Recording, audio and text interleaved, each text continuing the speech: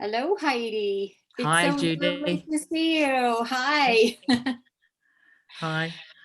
Um, in your video, you had talked about you have a lot of tools in your toolkit, but Yeah, one of the tools is about clearing and reframing your limiting beliefs. that's right. Yeah, it is. Yeah, I think that's wonderful. So, can you start by explaining what beliefs are and how do they become limiting?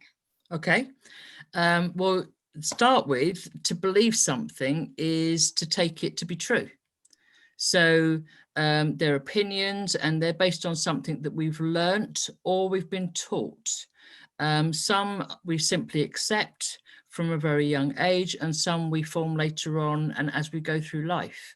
Mhm. And so, for instance, a baby cries when they're hungry, and I've got a little one in the house right now. She cries when she's hungry, and if she doesn't get a food and response with her milk within a reasonable period of time, and for a little babe that's quite short, then she'll escalate her crying.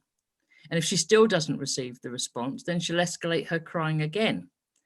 And over time, if that continues as a cycle, then she will learn to go straight to the escalated crying, Mhm. because that's what her belief system now is. In order for me to get milk, I've got to go straight to this level. So she's already got a belief that's been instilled. Um, a person might have be held on to belief that I have no coordination. It might be that, at school and they're learning certain things. 5-year-old can't catch a ball. They get told your coordination's no good, or whatever that might be.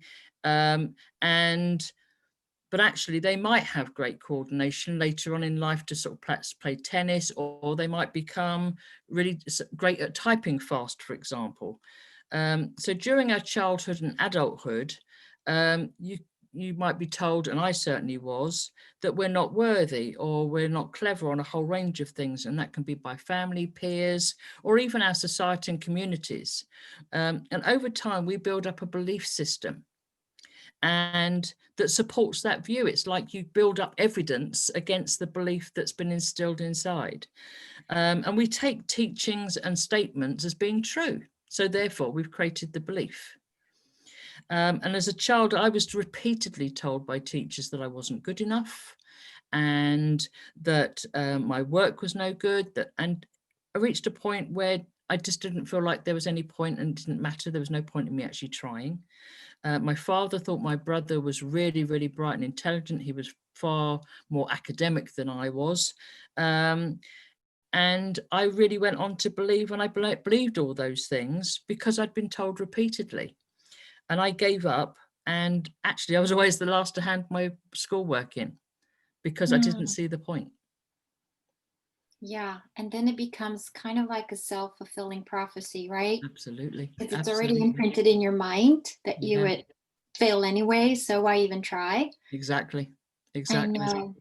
But do you also find that these beliefs can be imprinted? Because you said, I always have been told, like people usually get told, but um, they can also be imprinted in a nonverbal way Yes. just by the example of a caregiver in a household that behaves a certain way, um, that can then be imprinted in the child. For example, and I'm just randomly naming an example of a mother that has fears and lives in Yes. anxiety.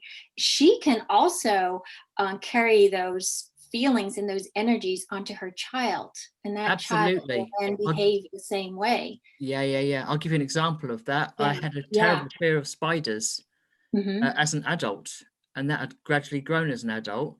I instilled that fear into my own daughter because she watched Hmm. me being in fear of spiders. So she assumed that fear. So she Yeah, created her own belief of, I need to be afraid of spiders. yeah, And it because as children, you're watching adults, and even adults are watching adults, and you're yes, learning and adopting beliefs and values from other people. So so yes, true. it's not about what you're taught, it's about what you learn through watching, hearing, yeah, a whole range of things. Yeah, absolutely. Yeah. Absolutely. So to come back to your childhood, how did your childhood experiences then impact you in your life going forward? Yeah, sure. Well, as I say, I didn't do well at school, but Yeah. I knew, and I had a very strict father, and I knew when I left school at the age of 16 that I had to go out and earn money. And that appeared to be something very important. And I'd also watched my father, who always worked incredibly hard, painstakingly so at times. And so I had this belief that I had to work exceptionally hard, and I also had to prove my worth to everybody. So I adopted that belief, um, and and I thought that's how you achieve things. And I went on to become a workaholic. My father was a workaholic. I went on to, because I just repeated practices. And one day, many years later, my husband said, "When are you going to stop trying to prove yourself to your father?" And the irony of that was my dad had been long past, many Mm, years before he'd passed away. And here mm, I was all these years later, still the workaholic and still trying to prove my worth, because it becomes a behavior. mhm, Um, and interestingly enough, many years ago, I had reached a stress point in work, and I went on a National Health Service stress course. And that was to look at, or did look at, a couple of beliefs. And one of them was that I would always complete my work on time. And the other one's that I would always give everything 100% effort. And that was the belief that I had.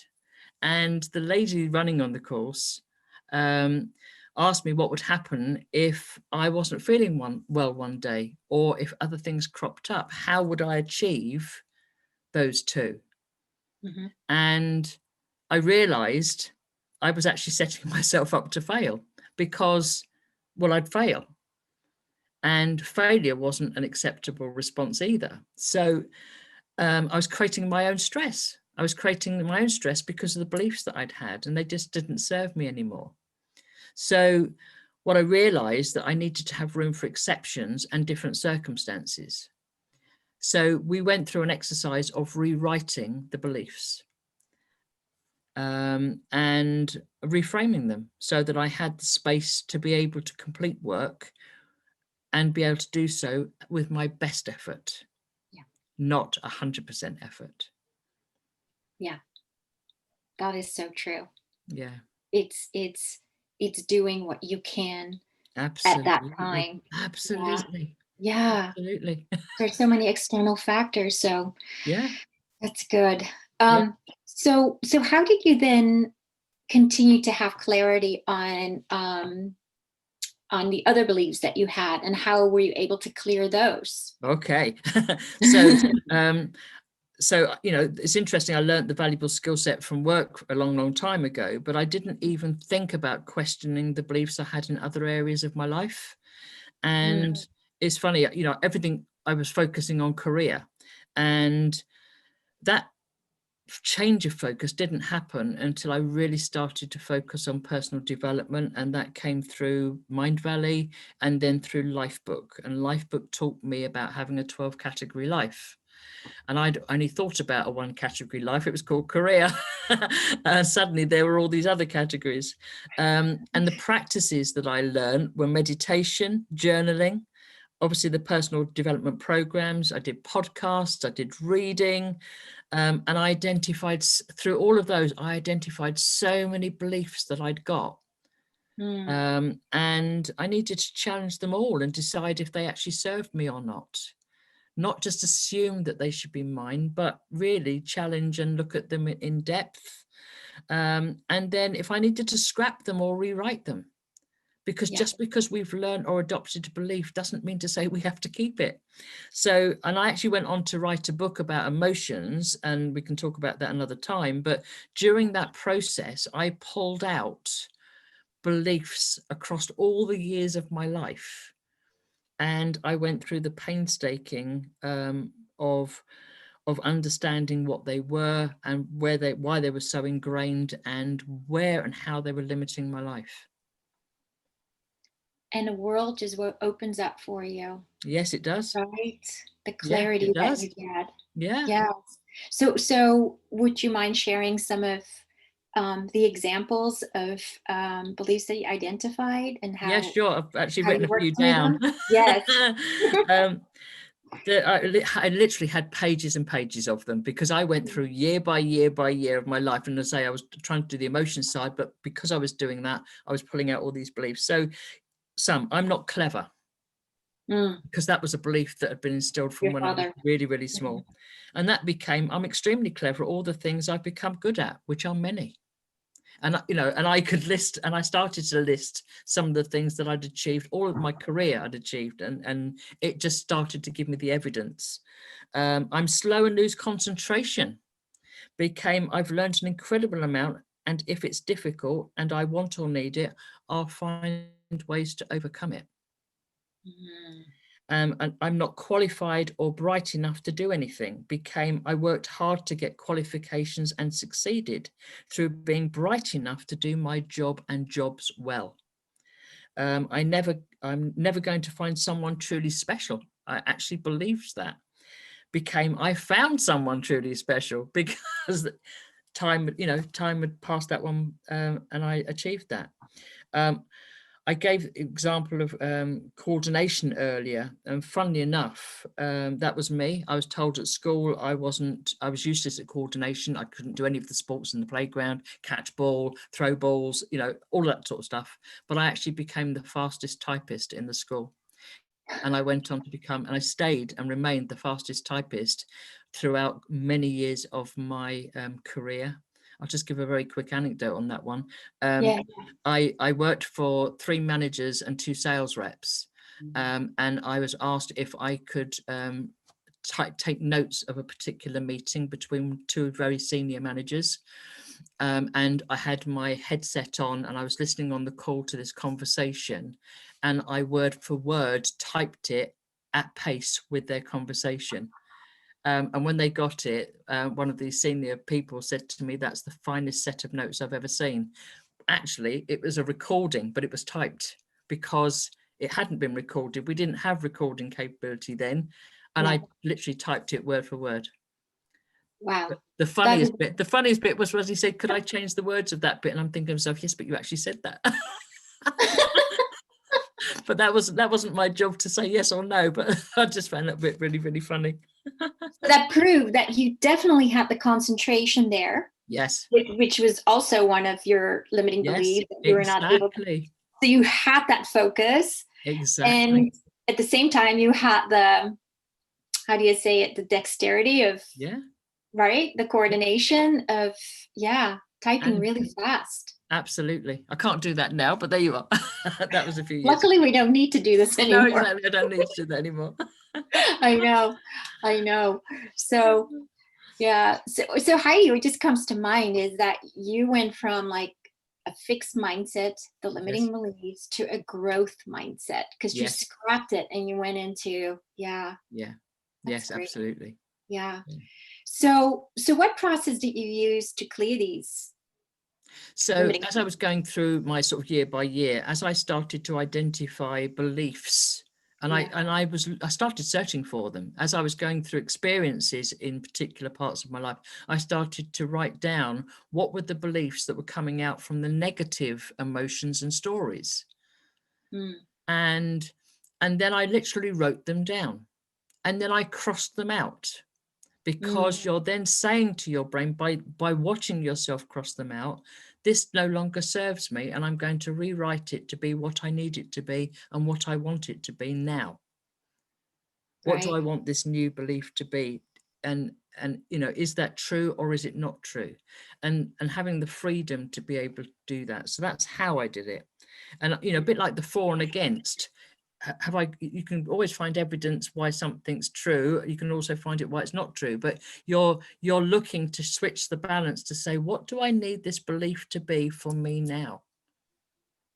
So write it down, cross it out, and rewrite what you want it to be. Yes. Yeah. That is a wonderful technique. And it's also such a revelation that so many of the beliefs that we do carry are really not true, and you've proven it, Exactly. right? Exactly. They And were it's true about, for the person or where you got the belief from. Yeah. But Yeah. that's them, not you. Yeah. Yeah. Exactly. And I also like where you like summarize the areas where you have been successful, kind of Yes. as like an evidence Yes. that you're definitely on the right path and you don't Yeah. have to go back to the old beliefs. Exactly. You You're start going to in the right. load up evidence that says, actually, yes, I can. How, Mhm, where have I done that? Yes, I can. Yes, I mhm, can. Yes, I can. mhm. And it switches the dial. The dialogue in Yes, your mind, exactly. and it gives you the confidence. Yes, Hey, I've exactly. done this and I can move forward. And then the That's more you tell beautiful. yourself you can, the more you can. Sorry, I didn't hear. The more you tell yourself that you can, the more you can. Absolutely true. Yeah, Absolutely true. Yes. So again, that self-fulfilling prophecy, because now you're absolutely. thinking, Absolutely. and you can. Exactly, So, exactly. so Yeah. Heidi, it sounds like you've truly put a lot of effort and work in creating a space to rewrite the beliefs that you did not serve you, Yes. right? Yeah, yeah. You've changed a But lot. also whether I Yeah. wanted it to continue or not. Yeah. Yeah, Yeah. yeah, yeah. So, no, that is beautiful. So I just wanted to ask you, like, for our, because you've given us so much wonderful stuff, just for everyone, just to kind of summarize, what is your strategy of how to rewrite a limiting Okay. belief that we may have? Yeah. How do we catch ourselves when we have that limiting belief? How do we get out of it and take Yeah. it from there? I think the first one is about raising your consciousness. It's Mm, about being aware. So it's about I journal every day, and I write down any belief that I've identified in the day because I'm being conscious about it. And then I look at it and say, does that serve me or not? And if it does, that's great, I'll keep it. And if mm, something's cropped up where I think to myself, what created that? Is that something that I believe in? Have I been so I'm questioning myself all the time, not to the point of overload, but I am questioning myself. And then I'll write something down, and then, as I said before, I'll cross it out and I'll rewrite it. And then by doing that, you're reinforcing it. You're reinforcing the new belief. And I also say it out loud because your brain hears you. okay. And as soon as your brain hears what it is you want it to be, it will start to look for the things that you need to reinforce that. And if you're saying it more often, it could be that you want to reinforce certain beliefs. So you might say them more and more over several days, and the more you do something, the more it becomes instilled. So writing it down, thinking about what you're doing, and whether you did something or said something that actually you weren't entirely happy about. Because if you weren't happy about it, why did you do it? Think Mm, about it's about thinking about what you're doing, what you're saying, and what drove you to that point. Was it because of an old belief system? Was it because it's part of your character? What is it that you're wanting to change? Because if you didn't like something, then something needs to change. absolutely. So it's either a habit, or it's a belief, or it's a character trait. Something's got to change. Identify it. Be really firm with yourself that says, I really didn't like how I did that. And I did that because I've always done it that way. And I've Mhm. always done it that way because that's what I was taught. I'm stopping that. I'm going to Yep. change it. Make the decision, write it down, rewrite it. What are you going to change it to? And then say it out loud to yourself and keep doing that, so that it becomes your new mantra and it becomes the new you. Yes. And stay committed to it. Yeah. Let your brain hear it. It's a bit like, it's about trying to reinforce, they say, writing I am enough on a mirror, so that every day that you're seeing it, so that your brain is seeing it, your mind's seeing it. But actually, you also need to be saying it to yourself. And you need to feel it. Exactly. Yeah. Exactly. Yes, exactly. Yeah. This is That's, great. Thank you so much, Heidi. There's so much wisdom you shared here. you're I welcome. love it. We all need those tools to overcome our limiting beliefs. We Yes. always fall like it's a difficult process to get you out of it. So Yes, with the tools that you've given us, we can manage, and we can go from a limited mindset, or yes, a fixed mindset rather, of the limiting beliefs, to a yeah, growth mindset. yes.